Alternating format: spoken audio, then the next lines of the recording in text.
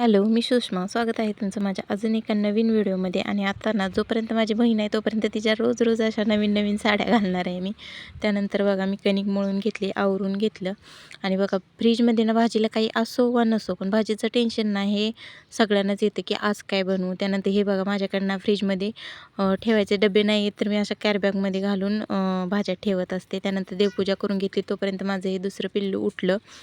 मग त्याचं चालू होतं की मम्मा मला चहा करून दे असं. मग थांब म्हणलं, त्याला ब्रश वगैरे करून आल्यानंतर त्याला चहा करून दिला.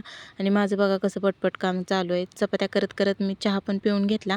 आणि लगेच नाश्त्याला बघा मटकीची उसळ बनवली, जी की श्रवण आणि श्लोकला दोघांना पण आवडते. दूध संपलं होतं आणि त्याची एवढी मोठी साय होती, तर त्यात साखर टाकून असं गरम केलं, खूप छान लागतं. त्यानंतर त्यांना शाळेत सोडून आले. आणि गावाकडे राहण्याचा हा फायदा बघा, येता येता शेजारच्या मावशींच्या इथं खूप शेंगा होत्या, तर त्यांनी मला शेवग्याच्या शेंगा पण दिल्या. दुपारच्या टायमाला थोडे तुकडे केले. आणि दुपारची ही आमची छान अशी एक कुक्षी झाली, म्हणजे झोप घेतली. त्यानंतर पाणी आलं तर पाणी भरून घेतलं. आणि दिवसातून एकदा का होईना ही अशी रडारडणं असतेच. आणि संध्याकाळी बघा आमच्याकडं पाणीपुरीचा बेत होता. तर व्हिडिओ कसा वाटला ना हे नक्कीच सांगा. भेटू नंतरच्या व्हिडिओमध्ये.